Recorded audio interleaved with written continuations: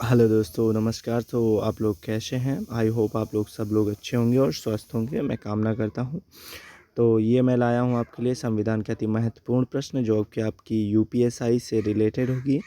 और यूपीएससी से जितनी भी भर्तियां आने वाली हैं उनसे उनसे रिलेटेड सारी भर्तियों के लिए ये मोस्ट इंपॉर्टेंट क्वेश्चन है। तो ये आपका मॉक टेस्ट है। मॉक टेस्ट में आइए मैं आपसे पहला क्वेश्चन करता हूँ। अगर आप लोगों को पता है तो आप लोग प्लीज़ कमेंट बॉक्स में शेयर कीजिएगा। पहला क्वेश्चन है, भारत के किस राष्ट्रपति की मृत्यु कार्यकाल खत्म होने से पहले हुई हुई थी? ऑप्शन देख लेते हैं आपका। ऑप्शन नंबर ए है आपका doctor Radhakrishnan, option number b है आपका प्रतिभा पाटिल, और ऑप्शन नंबर सी है आपका डॉक्टर जाकिर हुसैन, और ऑप्शन नंबर डी है आपका पंडित जवाहरलाल नेहरू। तो इसका जो सही जवाब होगा वो होगा आपका ऑप्शन नंबर सी होगा, डॉक्टर जाकिर हुसैन। डॉक्टर जाकिर हुसैन आपके कार्यकाल खत्म होने से पहले इनकी मृत्यु हो गई थी, और ये 12वें नंबर के राष्ट्रपति थे। 12वें नंबर के राष्ट्रपति थे। ये मोस्ट इम्पॉर्टेंट है आपके लिए कि ये 12वें नंबर के राष्ट्रपति थे जिनका कार्यकाल समाप्त होने से पहले इनकी मृत्यु हो गई थी। तो चलते हैं नेक्स्ट क्वेश्चन की तरफ गाइस। नेक्स्ट क्वेश्चन है आपका क्वेश्चन नंबर 2। ये मोस्ट इम्पॉर्टेंट क्वेश्चन है आपके, और ये छोटे छोटे क्वेश्चन हैं, लेकिन ये आपके यूपीपी उत्तर प्रदेश पुलिस भर्ती के लिए अति महत्वपूर्ण और यूपीएसआई के लिए मोस्ट इम्पॉर्टेंट क्वेश्चंस हैं। तो चलते हैं क्वेश्चन पढ़ते हैं। उपराष्ट्रपति को पद व गोपनीयता की शपथ कौन दिलाता है? तो ऑप्शन ए है प्रधानमंत्री, ऑप्शन बी है आपका सर्वोच्च न्यायालय का न्यायाधीश, ऑप्शन सी है आपका राष्ट्रपति, और ऑप्शन डी है आपका उपराष्ट्रपति। तो उपराष्ट्रपति को गोपनीयता की शपथ कौन दिलाता है? इसका जो सही जवाब होगा वो होगा आपका option number D. Option sorry इसका जो सही जवाब होगा वो होगा option number C. Option number C means राष्ट्रपति। राष्ट्रपति उपराष्ट्रपति को गोपनीयता की शपथ दिलाता है, और इनका त्यागपत्र भी राष्ट्रपति ही लेता है। ये मोस्ट इंपॉर्टेंट बात है। एक बात हमेशा, एक क्वेश्चन से दो क्वेश्चन बनाए, इससे क्या होगा आपको दो क्वेश्चन एक साथ याद होंगे। तो उपराष्ट्रपति को पद व गोपनीयता की शपथ कौन दिलाता है? राष्ट्रपति। और उपराष्ट्रपति का त्यागपत्र कौन लेता है? राष्ट्रपति। तो चलते हैं नेक्स्ट क्वेश्चन की तरफ। नेक्स्ट क्वेश्चन है आपका, सर्वप्रथम पंचायती राज व्यवस्था कहाँ लागू की गई थी? तो ये सर्वप्रथम पंचायती राज व्यवस्था कहाँ लागू की गई थी? ऑप्शन देख लेते हैं। ऑप्शन ए है आपका उत्तर प्रदेश, ऑप्शन बी है आपका मध्य प्रदेश, ऑप्शन सी है आपका नागांव राजस्थान, ऑप्शन डी है आपका उत्तराखंड। आप लोगों को ये क्वेश्चन थोड़ा सा ध्यान से देखने चाहिए। इनमें तीनों में राज्यों के नाम दिए हुए हैं जहाँ तक, और तीनों में राज्यों के नाम दिए हुए हैं, जैसे कि उत्तर प्रदेश हो गया, मध्य प्रदेश हो गया, उत्तराखंड हो गया। लेकिन आपका ऑप्शन सी जो कि बिल्कुल सही ऑप्शन है, ऑप्शन सी सर्वप्रथम पंचायती राज व्यवस्था नागांव राजस्थान से स्टार्ट हुई थी। तो ऑप्शन सी बेस्ट है आपका, ऑप्शन सी आपका सही है, बिल्कुल सही है। तो चलते हैं नेक्स्ट क्वेश्चन की तरफ आपके। नेक्स्ट क्वेश्चन है आपका 4। क्वेश्चन नंबर 4 पे है, अनुच्छेद 352 और अनुच्छेद 360 किससे संबंधित है? तो बस ये बताना है हमको कि ये जो 352 से लेके जो 8 अनुच्छेद हैं 360 तक के बीच के, वो जो है किससे संबंधित है? तो ऑप्शन ए है आपातकाल, ऑप्शन बी है आपका नीति निर्देशक तत्व, ऑप्शन सी है आपका मौलिक अधिकार, ऑप्शन डी है आपका मूल संविधान।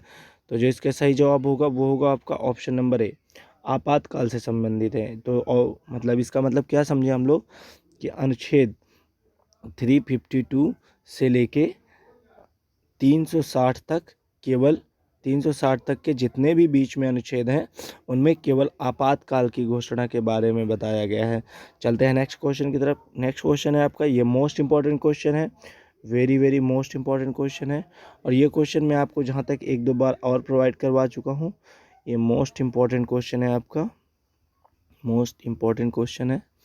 तो इसका जो पहले क्वेश्चन पढ़ लेते हैं। अनुच्छेद 69वां क्या है? लोकसभा का गठन है, राज्यसभा का गठन है, इस अनुच्छेद में लिखा क्या है? संसद का गठन है या सर्वोच्च न्यायालय का गठन है?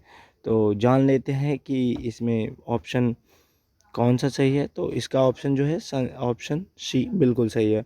ऑप्शन सी संसद का गठन है इसमें, यानी अनुच्छेद 69वां में संसद का गठन है। चलते हैं नेक्स्ट क्वेश्चन की तरफ। नेक्स्ट क्वेश्चन है आपका, क्वेश्चन नंबर 6 है, भारत के संविधान की प्रस्तावना में प्रथम संशोधन कब हुआ था? तो ये बताना है आपको कब हुआ था। तो पहला संशोधन, पहले ऑप्शन देख लेते हैं, 1950, 1986, 1976 और 1951। तो इनमें से आपका ऑप्शन नंबर डी बिल्कुल सही है, बाकी आपके तीनों गलत हैं। तो ऑप्शन नंबर डी बिल्कुल सही है।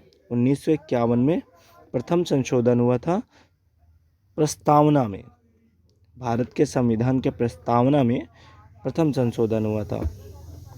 चलते हैं नेक्स्ट क्वेश्चन की तरफ। नेक्स्ट क्वेश्चन है आपका क्वेश्चन नंबर 7, सर्वोच्च न्यायालय के न्यायाधीश को उसके पद से कैसे हटाया जा सकता है?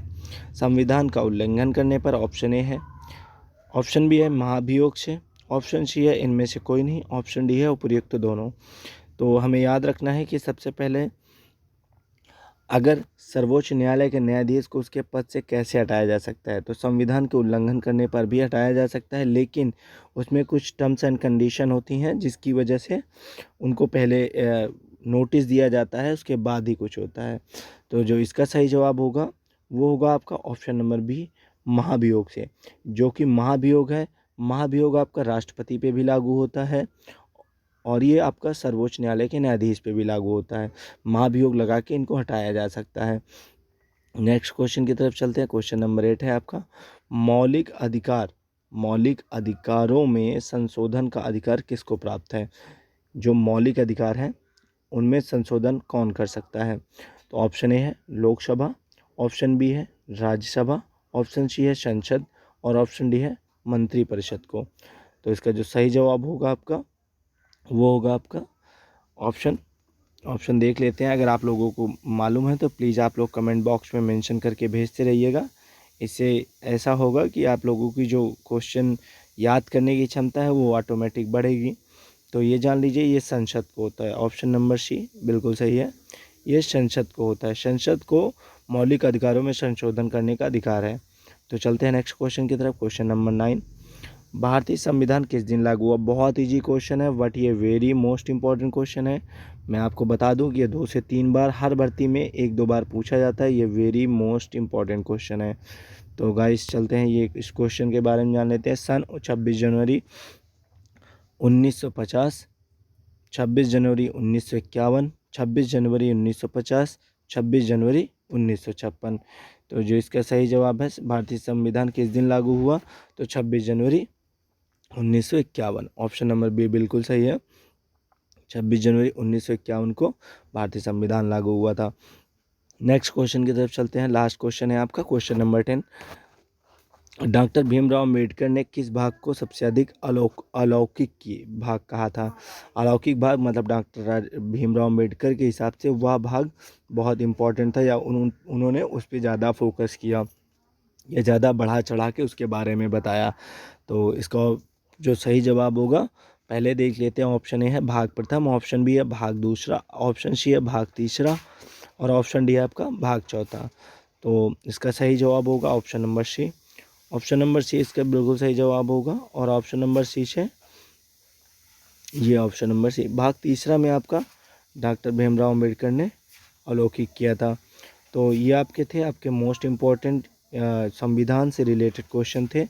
तो गाइस अभी ये क्वेश्चन आपके प्रोवाइड होने के बाद अगर आपके कोई फ्रेंड या मित्र तैयारी कर रहे हैं तो उनको वीडियो शेयर कीजिएगा और लाइक और सब्सक्राइब कीजिएगा। Thank you so much guys.